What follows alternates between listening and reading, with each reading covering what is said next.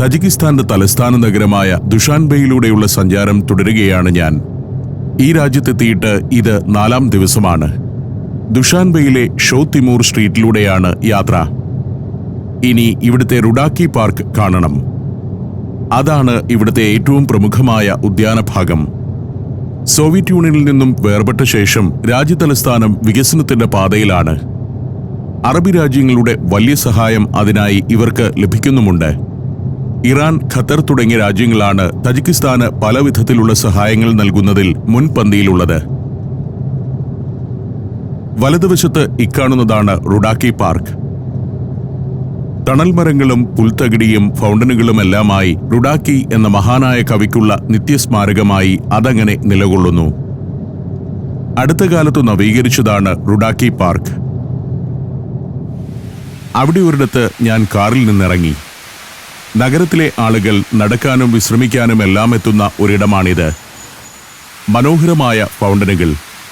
ദുഷാൻബെയിലെ മാത്രമല്ല, തജിക്കിസ്ഥാനിലെ തന്നെ ഏറ്റവും ശ്രദ്ധയോടെ പരിപാലിക്കപ്പെടുന്ന ഉദ്യാനം ഇതാണ്. സോവിയറ്റ് നാളുകളിൽ തന്നെ റുഡാക്കി പാർക്ക് ഇവിടെ ഉണ്ടായിരുന്നു. അത് ഈ വിധം പുനരുദ്ധരിക്കുകയും സൗന്ദര്യവൽക്കരിക്കുകയും ചെയ്തത് സ്വാതന്ത്ര്യാനന്തരമാണെന്നു മാത്രം. 2007 ഉദ്യാനത്തിന്റെ നവീകരണ ജോലികൾ പൂർത്തിയായത്. 8 ഹെക്ടർ പ്രദേശത്ത് വ്യാപിച്ചു നിൽക്കുകയാണ് റുഡാക്കി പാർക്ക്. വലിയ ആർച്ചിലൂടെ അങ്ങകലെ പ്രസിഡന്റിന്റെ കൊട്ടാരം കാണാം. പാലസ് ഓഫ് നേഷൻസ് എന്നറിയപ്പെടുന്ന കൊട്ടാരം. തജിക്കിസ്ഥാന്റെ വൈറ്റ് ഹൗസ് എന്നാണ് അതിന്റെ വിശേഷണം. 2000 മുതൽ 2008 വരെയുള്ള വർഷങ്ങളിലാണ് ആ കൊട്ടാരം പൂർത്തിയായത്. നേരത്തെ പ്രസിഡന്റിന്റെ കൊട്ടാരം നഗരത്തിന്റെ മറ്റൊരു ഭാഗത്തായിരുന്നു. അത് പിന്നീട് ഞാൻ കാണുന്നുണ്ട്. ആഡംബരത്തിന്റെ അവസാന വാക്കാണ് തജിക്കിസ്ഥാന്റെ ഈ പ്രസിഡൻഷ്യൽ പാലസ്. ലോകത്തെ ഏറ്റവും ആഡംബരപൂർണമായ 10 പ്രസിഡൻഷ്യൽ പാലസുകളിൽ 2-ാം സ്ഥാനമാണ് ഇതിനുള്ളത്. US പ്രസിഡന്റിന്റെ വൈറ്റ് ഹൗസ് മാത്രമാണ് ഇതിനു മുന്നിലുള്ളത്. ഞാൻ റുഡാക്കി പാർക്കിലൂടെ നടത്തം തുടരുകയാണ്. തജിക്കിസ്ഥാൻ സോവിയറ്റ് യൂണിയന്റെ ഭാഗമായ ആദ്യ വർഷങ്ങളിലാണ് ഈ പാർക്ക് ഇവിടെ സ്ഥാപിതമായത്. പാർക്കിന്റെ ഒരു കോണിൽ ഒരു പ്രതിമയും അതിനു പിന്നിൽ വലിയൊരു ആർച്ചും കാണാം. ഇസ്മായിൽ സൊമോനി മോണിമെന്റ്. തജിക് ദേശത്തെ ഏകീകരിച്ച് ഒരു രാഷ്ട്ര സ്വഭാവം നൽകിയ ആദ്യ നേതാവാണ് ഇസ്മായിൽ സൊമോനി. ഇസ്മായിലിന്റെ കാലത്താണ് തജിക് സംസ്കാരവും കലകളും സാമ്പത്തിക രംഗവുമെല്ലാം ഏറ്റവും പുഷ്കലമായിരുന്നത്. സൊമോനിയുടെ കിരീടമാണ് ഇപ്പോൾ ഈ രാജ്യത്തിന്റെ ചിഹ്നം തന്നെ. ദുസ്തി മൈദോനി എന്നറിയപ്പെടുന്ന വലിയൊരു ചത്തുരത്തിന്റെ മധ്യത്തിലാണ് ഇസ്മായിൽ സൊമോനി സ്മാരകം. ഫ്രണ്ട്ഷിപ്പ് സ്ക്വയർ എന്നാണ് ദുസ്തി മൈദോനി എന്ന തജിക് വാക്കിന്റെ ഇംഗ്ലീഷ് ഭാഷാന്തരം. രാജകീയ വേഷത്തിൽ നിൽക്കുന്ന ഇസ്മായിൽ സൊമോനി മധ്യേഷ്യയിലെ വിവിധ പ്രദേശങ്ങളെ ഏകീകരിച്ച് ശക്തമായൊരു സാമ്രാജ്യം കെട്ടിപ്പടുത്ത യോദ്ധാവാണ് ഇസ്മായിൽ സൊമോനി. ആ സാമ്രാജ്യ സ്ഥാപനത്തിന്റെ 1100-ാം വാർഷികത്തിൽ 1999 ഈ സ്മാരകം ഇവിടെ സ്ഥാപിതമായത്.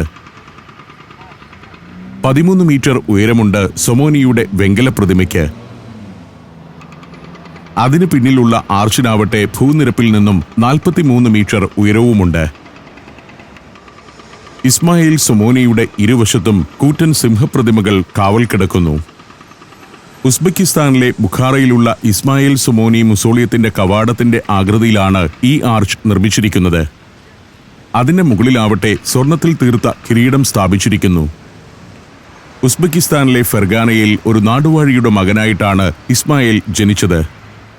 യുവാവായപ്പോൾ അദ്ദേഹം ബുഖാറയിലെ ഭരണാധികാരിയായിരുന്ന സഹോദരൻ നാസറിന്റെ വൈസ്രോയായി. സഹോദരന്റെ ഭരണം ദുർബലമായതിനാൽ ഭരണം പിടിച്ചെടുത്ത ഇസ്മായിൽ സൈനിക നീക്കങ്ങളാൽ സാമ്രാജ്യ വിസ്തൃതി വർദ്ധിപ്പിച്ചു.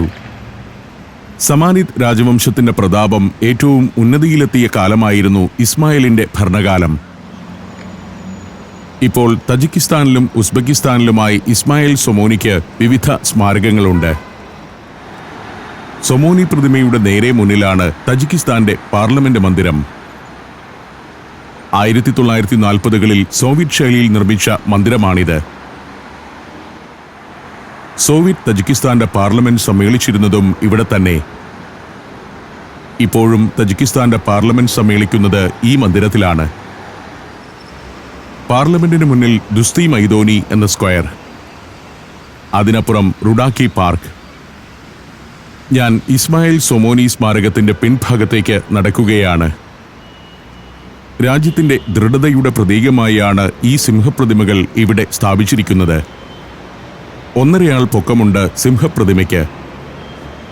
കമാനത്തിന് മുകളിലെ കിരീടം മാത്രമല്ല, കമാനത്തിലെ അലങ്കാരപ്പണികളും സ്വർണം കൊണ്ടുള്ളതാണ്.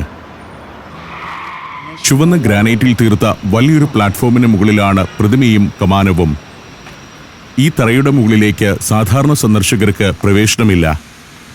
മോണിമെന്റിന് പിന്നിലേക്കുള്ള ഭാഗം ഇങ്ങനെയാണ്. ഒരു മാൾ പോലെ നീണ്ടുകിടക്കുന്ന ഭാഗമാണിത്. അതിൻ്റെ ഒരു വശത്തായി വലിയൊരു കെട്ടിടമുണ്ട്. ഇതിവിടുത്തെ നാഷണൽ ലൈബ്രറി മന്ദിരമാണ്.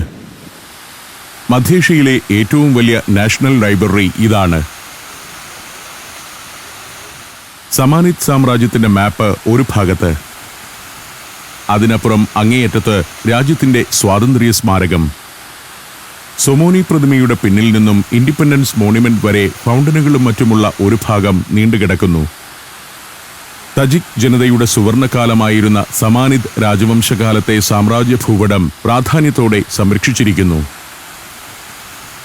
മനോഹരമായി രൂപകൽപ്പന ചെയ്ത ഒരു പ്രദേശം. പക്ഷേ പരിപാലനത്തിലെ ശ്രദ്ധക്കുറവ് ഇവിടെ പ്രകടമാണ്. പലയിടത്തും ഗ്രാനൈറ്റ് പാളികൾ അടർന്നു തുടങ്ങിയിരിക്കുന്നു. ഇന്ത്യക്ക് അശോക സ്തംഭം എന്ന പോലെയാണ് തജിക്കിസ്ഥാന് ഈ സ്തംഭം. മറ്റൊരു ഭാഗത്ത് ആകാശമുട്ടെ ഉയർന്നു നിൽക്കുന്ന ദേശീയ പതാക. ഞാനിപ്പോൾ നടന്ന് നാഷണൽ ലൈബ്രറിയുടെ മുൻഭാഗത്തേക്ക് എത്തിയിരിക്കുന്നു. ബൃഹത്തായ ഒരു കെട്ടിടമാണ് നാഷണൽ ലൈബ്രറിയുടേത്. മധ്യേഷ്യയിലെ തന്നെ ഏറ്റവും വലിയ നാഷണൽ ലൈബ്രറി. എഴുത്തുകാർക്ക് സ്വസ്ഥമായിരുന്ന് എഴുതാനും വായിക്കാനുമുള്ള സൗകര്യമുണ്ടെന്നതാണ് ഈ ലൈബ്രറിയുടെ മറ്റൊരു സവിശേഷത. പുരാതനമായ കൈയെഴുത്തുപ്രതികൾ, ലോകത്തെ തന്നെ അത്യപൂർവമായ പുസ്തകങ്ങൾ, പത്രങ്ങൾ എന്നിവ എക്സിബിഷൻ ഹാളുകളിൽ പ്രദർശിപ്പിച്ചിരിക്കുന്നു. ലൈബ്രറിയുടെ മുന്നിൽ നിന്നും റുഡാക്കി പാർക്കിലേക്ക് പ്രവേശിക്കാം. വഴികൾക്കെല്ലാം മൺനിറമാണ്. പൊടിപിടിച്ച് കിടക്കുകയാണെന്ന് തോന്നും. ചെടികളും പുൽത്തകിടികളും കൃത്യമായി വെട്ടിയൊരുക്കുന്നില്ല. അതിന്റെ അങ്ങേത്തലയ്ക്കൽ പേർഷ്യൻ സാഹിത്യത്തിന്റെ നവോത്ഥാന നായകൻ മുഹമ്മദ് അൽ റുഡാക്കിയുടെ ഒരു പ്രതിമ. കഴിഞ്ഞ ദിവസം റുഡാക്കി ജനിച്ച പർവ്വതഗ്രാമവും അവിടെയുള്ള അദ്ദേഹത്തിന്റെ ഖബറും ഞാൻ സന്ദർശിച്ചിരുന്നു. മലഞ്ചെരുവിലെ അവികസിതമായ ഒരു ഉൾഗ്രാമമാണത്. എന്നാൽ ഇവിടെ രാജ്യതലസ്ഥാനത്തിന്റെ പൊലിമയിൽ ആദരണീയമായി റുഡാക്കിയുടെ പ്രതിമ സ്ഥാപിച്ചിരിക്കുന്നു. പഞ്ചകേന്ദിന് സമീപത്തെ കുഗ്രാമത്തിൽ നിന്നുള്ള ഇദ്ദേഹമാണ് ഇന്ന് ഇറാനിലും ഉസ്ബെക്കിസ്ഥാനിലും തജിക്കിസ്ഥാനിലുമെല്ലാം ഏറെ ആരാധിക്കപ്പെടുന്നത്. പാർക്കിൽ ആളുകൾ വന്നു ചേർന്നുകൊണ്ടിരിക്കുന്നു. പാർക്കിന്റെ ഈ ഭാഗത്ത് നിൽക്കുമ്പോഴും കാണാം പ്രസിഡന്റിന്റെ കൊട്ടാരം. 4 നൂറ്റാണ്ടോളമായി ഏകാധിപതിയെപ്പോലെ ഭരണത്തിൽ തുടരുന്ന ഇമോമൊലി റഹ്മോനോവിന്റെ കൊട്ടാരം. രാജ്യത്തെത്തുന്ന വിദേശ പ്രതിനിധികളെ പ്രസിഡന്റ് സ്വീകരിക്കുന്നതും ഈ കൊട്ടാരത്തിലാണ്. സ്വർണ്ണപ്പാളികൾ പാകിയ മകുടമാണ് കൊട്ടാരത്തിനു മേൽ കാണുന്നത്. ഒരു റഷ്യൻ കമ്പനിക്കായിരുന്നു കൊട്ടാരത്തിന്റെ നിർമ്മാണ ചുമതല. എതിർവശത്ത് നാഷണൽ ലൈബ്രറി മന്ദിരം. ഇനി റുഡാക്കി പാർക്കിൽ നിന്ന് മടങ്ങാമെന്ന് ഞാൻ തീരുമാനിച്ചു. പാർക്കിൽ എവിടെയും കാർ പാർക്ക് ചെയ്യാനാവില്ല. അതിനാൽ ഉദ്യാനത്തിനു ചുറ്റും കാറുമായി ഒന്ന് കറങ്ങുകയായിരുന്നു ഇസ്ഫാൻ. ആ കാറിൽ കയറി റുഡാക്കി പാർക്കിന് മുന്നിലൂടെ യാത്ര തുടരുകയാണ്. പാർക്കിന്റെ ഒരതിരിൽ സൊമോനി മോണിമെന്റ്. ഡൽഹിയിൽ ഇന്ത്യ ഗേറ്റും രാജ്പഥും പോലെ ദുഷാൻബെയ്ക്ക് സുപ്രധാനമായ ഒരു പ്രദേശമാണിവിടം. നഗരത്തിന്റെ ഹൃദയഭാഗം. കാർ വീണ്ടും റുഡാക്കി അവന്യൂവിലേക്ക് കയറിയിരിക്കുന്നു. നഗരമധ്യത്തിലൂടെ നീണ്ടുകിടക്കുന്ന 6 വരി പാതയാണ് റുഡാക്കി അവന്യൂ. അതിന്റെ ഇരുവശത്തുമായാണ് നഗരത്തിലെ സുപ്രധാനമായ കെട്ടിടങ്ങളെല്ലാം. യൂണിവേഴ്സിറ്റികൾ, ഭരണകാര്യാലയങ്ങൾ, വലിയ ഷോപ്പിംഗ് മാളുകൾ, ഓപ്പറ ഹൗസ് എന്നിവയെല്ലാം ഈ അവന്യൂവിന്റെ ഓരത്തുണ്ട്.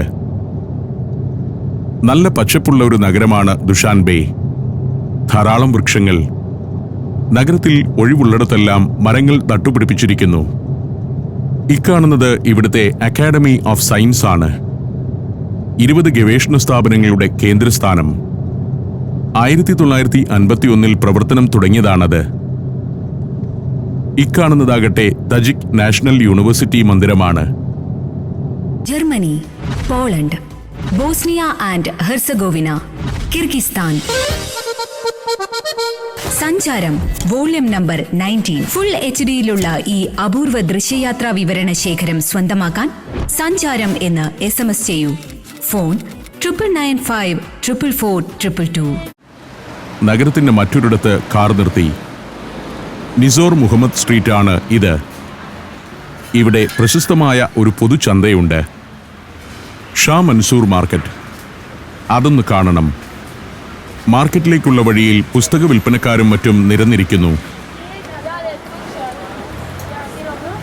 നിസോർ മുഹമ്മദ് സ്ട്രീറ്റ് ജനനിബിഡമാണ്. ഷാ മൻസൂർ മാർക്കറ്റ് തന്നെയാണ് അതിനൊരു കാരണം. തെരുവിന്റെ ഓരങ്ങളിൽ ലഘുഭക്ഷണം വിൽക്കുന്ന ധാരാളം കടകളുണ്ട്. വഴിയോരത്ത് നിന്നുകൊണ്ട് ആളുകൾ ഭക്ഷണം കഴിക്കുന്നു. നമ്മുടെ നാട്ടിലെ പഴംപൊരി, സമൂസ തുടങ്ങിയവ പോലുള്ള പലഹാരങ്ങൾ കടയിൽ നിന്നും പുറത്തേക്കെടുത്തു വച്ചിരിക്കുന്നു. ആവശ്യക്കാർക്ക് എടുത്തു കഴിക്കാം. കഴിക്കുന്നതിന് മാത്രം പണം കൊടുത്താൽ മതി. മറ്റൊരു കാഴ്ച ഇതാണ്, സംഭാരം വിൽപ്പന. ഈ ഭക്ഷണത്തോടൊപ്പം ആളുകൾ കുടിക്കുക മോരും വെള്ളമാണ്. ലഘുഭക്ഷണം കഴിക്കുന്നു, ഒരു കോപ്പ സംഭാരം കുടിക്കുന്നു. ദുഷാൻബെയിലെ സാധാരണക്കാർ നിറഞ്ഞു നീങ്ങുന്ന തെരുവ്, അതിങ്ങനെ കണ്ടു നിൽക്കുക രസമാണ്. ഇതാണ് മാർക്കറ്റിന്റെ പ്രധാന ഗേറ്റ്. ഗ്രീൻ മാർക്കറ്റ് എന്നൊരു വിളിപ്പേര് കൂടിയുണ്ട് ഇതിന്. പച്ചക്കറികളുടെയും പഴങ്ങളുടെയും ഹോൾസെയിൽ മാർക്കറ്റ് കൂടിയാണ് ഇത്. മാർക്കറ്റിന്റെ കവാടം കടന്ന് ഞാൻ അകത്തേക്ക് നടന്നു. ദുഷാൻബെ നഗരത്തിന്റെ ഒരു പ്രധാന മാർക്കറ്റാണിത്. മാർക്കറ്റിൽ രാവിലെ തന്നെ നല്ല തിരക്കാണ്. റംസാൻ കഴിഞ്ഞെങ്കിലും അതുമായി ബന്ധപ്പെട്ട അവധി ദിനങ്ങളാണിത്.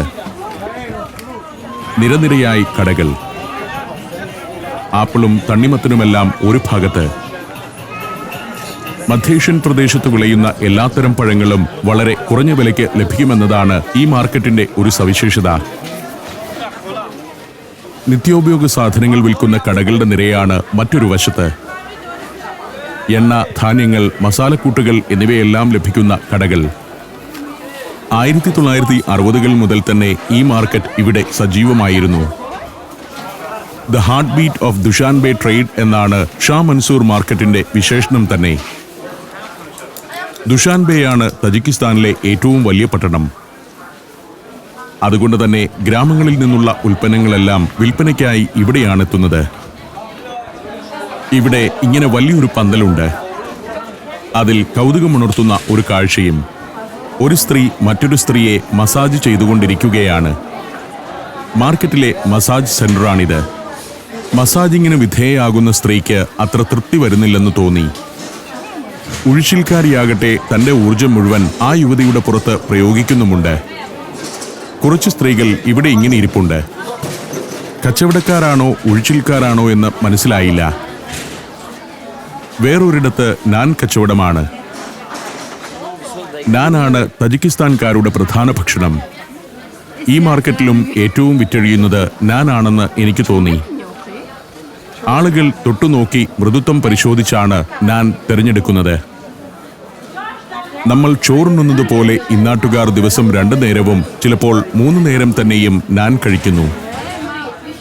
തജിക്കുകളുടെ പരമ്പരാഗതമായ മുഖ്യഭക്ഷണമാണ് നാൻ.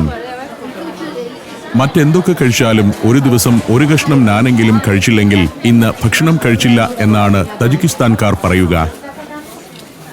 വളരെ പാവനമായ ഭക്ഷണമായാണ് ഇന്നാട്ടുകാർ ഇതിനെ കാണുന്നത്. അതുകൊണ്ട് തന്നെ ഒരു തജിക്കിസ്ഥാൻകാരനും ഒരു കഷ്ണം നാൻ പോലും നിലത്തെറിയില്ല. കത്തികൊണ്ട് അത് മുറിക്കുകയുമില്ല. കൈകൊണ്ട് പകുത്താണ് കുടുംബാംഗങ്ങൾ നാൻ കഴിക്കുക. വീട്ടിൽ നാൻ ബാക്കി വന്നാൽ ഇന്നാട്ടുകാർ അത് പൊടിയാക്കി പക്ഷികൾക്കും ഉറുമ്പുകൾക്കും നൽകുകയാണ് പതിവ്. നാൻ വിൽപ്പന ഉഷാറാണ്. സ്ത്രീകളാണ് കച്ചവടക്കാർ. മറ്റൊരു ഭാഗത്ത് മാംസ വിൽപ്പനയാണ്. പർവ്വത ഗ്രാമങ്ങളിൽ നിന്നുള്ള ആട്, കാള എന്നിവയുടെ ഇറച്ചിയാണ് ഇവിടെ ലഭിക്കുന്നത്. മാർക്കറ്റിനുള്ളിലൂടെ ഞാൻ കുറേ നേരം നടന്നു. വീണ്ടും നിസോർ മുഹമ്മദ് സ്ട്രീറ്റിലേക്ക് എത്തിയിരിക്കുന്നു. ജനപ്രവാഹം തുടരുന്നതാണ് ഇവിടുത്തെ കാഴ്ച. മാർക്കറ്റിന്റെ പരിസരത്തൊന്നും വാഹനം പാർക്ക് ചെയ്യാനാവില്ല. അതിനാൽ കുറേ അകലെയാണ് കാർ നിർത്തിയിരിക്കുന്നത്. കാറിൽ കയറി നിസോർ മുഹമ്മദ് സ്ട്രീറ്റിലൂടെ വീണ്ടും യാത്ര തുടരുകയാണ്. ധാരാളം പാർക്കുകളുള്ള ഒരു നഗരമാണ് ദുഷാൻബെ. വഴിയോരങ്ങളെല്ലാം വൃക്ഷനിബിഡമാണ്. എങ്ങും നല്ല പച്ചപ്പ്, സുഖകരമായ കാലാവസ്ഥയുമാണ് ഇവിടെയുള്ളത്. കുറച്ചു ദൂരം സഞ്ചരിച്ച് ഇപ്പോൾ എത്തിയിരിക്കുന്നത് ഐനി ഓപ്പറ ആൻഡ് ബാലെ തിയേറ്ററിന് മുന്നിലേക്കാണ്. തജിക്കിസ്ഥാനിലെ പ്രമുഖനായ കലാ സാംസ്കാരിക പ്രവർത്തകനായിരുന്ന സദ്രുദ്ദീൻ ഐനിയുടെ പേരിലുള്ള തിയേറ്റർ 1940 സ്ഥാപിതമായതാണ് അത്. തിയേറ്റർ പിന്നിട്ട് യാത്ര തുടരുകയാണ്. സോവിയറ്റ് കാലത്ത് നിർമ്മിതമായ വലിയ കെട്ടിടങ്ങൾ. അതിന് താഴത്തെ നിലയിൽ വ്യാപാര സ്ഥാപനങ്ങളാണ്. മുകൾ നിലകളാകട്ടെ കുടുംബങ്ങൾ വസിക്കുന്ന അപ്പാർട്ട്മെന്റുകളും. കാർ വീണ്ടും റുഡാക്കി അവന്യൂവിലേക്ക് കയറിയിരിക്കുന്നു. ഇക്കാണുന്നത് അക്കൗണ്ടിംഗ് ചേംബർ ഓഫ് പാർലമെന്റ് ആണ്, ഗവൺമെന്റിന്റെ ഓഡിറ്റ് സംവിധാനത്തിന്റെ ആസ്ഥാനം. അത് പിന്നിടുമ്പോൾ ഇക്കാണുന്നത് ഇവിടുത്തെ ഒരു TV ചാനലിന്റെ ഓഫീസാണ്. അതിനപ്പുറം ഒരു ബിസിനസ് സെന്റർ, ദുഷാൻബെ പ്ലാസ എന്ന് ഇതറിയപ്പെടുന്നു. ഇങ്ങനെ നിരവധി സ്ഥാപനങ്ങൾ. ഇതിവിടുത്തെ ഒരു തിയേറ്റർ കോംപ്ലക്സ് ആണ്. തുടർന്ന് പാർലമെന്റ് മന്ദിരത്തിന് സമീപത്തു കൂടിയായി യാത്ര. ഇന്ന് തജിക്കിസ്ഥാനിൽ നിലവിലുള്ള സോവിയറ്റ് ശൈലിയിലുള്ള മന്ദിരങ്ങളിൽ ഏറ്റവും പ്രമുഖമാണ് ഈ പാർലമെന്റ് മന്ദിരം. രാജ്യത്തു നിന്നും സോവിയറ്റ് ഓർമ്മകൾ തുടച്ചു നീക്കുന്നതിനായി അക്കാലത്ത് നിർമ്മിതമായ പ്രമുഖ മന്ദിരങ്ങൾ പൊളിച്ചു നീക്കിക്കൊണ്ടിരിക്കുകയാണ് തജിക് ഭരണകൂടം ഇപ്പോൾ. അങ്ങനെ പൊളിക്കേണ്ടവയുടെ ലിസ്റ്റിൽ ഈ മന്ദിരവും ഉൾപ്പെട്ടു കഴിഞ്ഞു. പുതിയ പാർലമെന്റിന്റെ നിർമ്മാണത്തിനായി സൗദി അറേബ്യ തജിക്കിസ്ഥാന് $200 മില്യൺ സഹായം വാഗ്ദാനം നൽകിയിട്ടുണ്ട്. ഈ നഗരത്തിലെ സോവിയറ്റ് കാല നിർമ്മിതികളെ തെല്ലൊരു വൈകാരികതയോടെ കാണുന്ന ധാരാളം ആളുകൾ തജിക്കിസ്ഥാനിലുണ്ട്. അവയെല്ലാം ചരിത്രത്തിന്റെ ഓർമ്മപ്പെടുത്തലുകളായെങ്കിലും നിലനിർത്തണമെന്നാണ് അവർ ആവശ്യപ്പെടുന്നത്. കഴിഞ്ഞ ഏതാനും വർഷങ്ങൾക്കിടെ ദുഷാൻബെയിൽ മാത്രം നിരവധി സോവിയറ്റ് കാല നിർമ്മിതികളാണ് പൊളിച്ചു നീക്കിയത്. സോവിയറ്റ് നാടുകളിലെങ്ങും പ്രശസ്തമായിരുന്ന ദുഷാൻബെയിലെ മൈക്കോവ്സ്കി തിയേറ്റർ വരെ അതിൽ ഉൾപ്പെടുന്നു. സോവിയറ്റ് നാളുകളിൽ അംഗരാജ്യങ്ങളിലെ വലിയ നഗരങ്ങളിലെയെല്ലാം വാസ്തുവിദ്യയും കെട്ടിടങ്ങളുടെ രൂപവും ഏതാണ്ട് ഒരുപോലെയായിരുന്നു. വലതുവശത്ത് ഇക്കാണുന്നത് പ്രമുഖമായൊരു കെട്ടിടമാണ്. ഇന്നിവിടുത്തെ മുനിസിപ്പൽ ഓഫീസാണിത്. 2008 വരെയും രാജ്യത്തിന്റെ പ്രസിഡന്റിന്റെ കൊട്ടാരമായിരുന്നു ഇത്. പ്രൗഢമായ മന്ദിരം, അതും സോവിയറ്റ് കാലത്തെ നിർമ്മിതി തന്നെയാണ്. ഇതിവിടുത്തെ ഒരു ചായഖാനയാണ്, റോഹത്ത് ചായഖാന. അതിനടുത്തായി ലൊഹോത്തി തിയേറ്റർ. ദുഷാൻബെയിലെ വൻകിട ബിസിനസ്സുകളെല്ലാം പ്രസിഡന്റിന്റെ കുടുംബാംഗങ്ങളുമായി ബന്ധപ്പെട്ടവയാണെന്നതാണ് പ്രധാന കാര്യം. സ്വാതന്ത്ര്യത്തിനും ആഭ്യന്തര യുദ്ധത്തിനും ശേഷം അധികാരത്തിലേറിയ ഇമോമുലി റഹ്മോനോവ് 1994 മുതൽ രാഷ്ട്രത്തലവനാണ്. തന്റെ അധികാരം നഷ്ടമാകാതിരിക്കാൻ ഭരണഘടനാ ഭേദഗതികൾ വരെ അദ്ദേഹം കൊണ്ടുവന്നിട്ടുണ്ട്. റഹ്മോനോവിന് 2020 വരെ അധികാരത്തിൽ തുടരാവുന്ന വിധമാണ് ഏറ്റവും അവസാനം ഭേദഗതി വന്നത്. ഇപ്പോൾ 64 വയസ്സുകാരനായ അദ്ദേഹം 2020 ശേഷവും പ്രസിഡന്റായി തുടരാനാണ് സാധ്യത. 2 ആൺമക്കളും 7 പെൺമക്കളുമാണ് പ്രസിഡന്റിന് ഉള്ളത്. അവരെല്ലാവരും തന്നെ ഭരണത്തിന്റെ സുപ്രധാന സ്ഥാനങ്ങളിലോ രാജ്യത്തെ ഏറ്റവും പ്രമുഖമായ ബിസിനസ്സുകളുടെ നേതൃസ്ഥാനത്തോ അവരോധിക്കപ്പെട്ടു കഴിഞ്ഞു. പ്രസിഡന്റിന്റെ മൂത്ത മകൻ റുസ്തം ഇമോമുലിയെ സ്റ്റേറ്റ് കസ്റ്റംസ് അഡ്മിനിസ്ട്രേഷന്റെ തലവനായി നിയോഗിച്ചിരിക്കുകയാണ് ഇപ്പോൾ.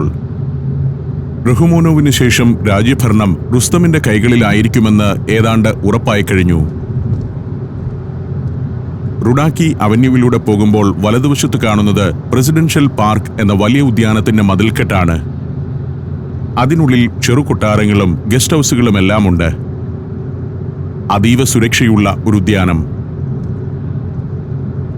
ഇടതുവശത്ത് തജിക് സ്റ്റേറ്റ് മെഡിക്കൽ യൂണിവേഴ്സിറ്റിയാണ്. അവിടെയാണ് 100-ലേറെ മലയാളി വിദ്യാർത്ഥികൾ പഠിക്കുന്നത്. അങ്ങകലെ ഒരു കവാടം കാണുന്നുണ്ട്. ഇവിടുത്തെ ബൊട്ടാണിക്കൽ ഗാർഡന്റെ ഗേറ്റാണത്. അതാണ് എൻ്റെ അടുത്ത ലക്ഷ്യസ്ഥാനം. ബൊട്ടാണിക്കൽ ഗാർഡന്റെ ഉദ്യാനഭംഗി കാണുകയല്ല ഉദ്ദേശം. അതിനുള്ളിൽ ട്രഡീഷണൽ തജിക് വീടുകളുടെ മാതൃകകൾ നിർമ്മിച്ചു വച്ചിരിക്കുന്ന ഒരു ഗ്രാമമുണ്ടെന്നാണ് ഷഹബാസ് പറയുന്നത്. അത് കാണണം. ഗാർഡന്റെ മനോഹരമായ കവാടത്തിനു മുന്നിൽ ഞങ്ങളെത്തി.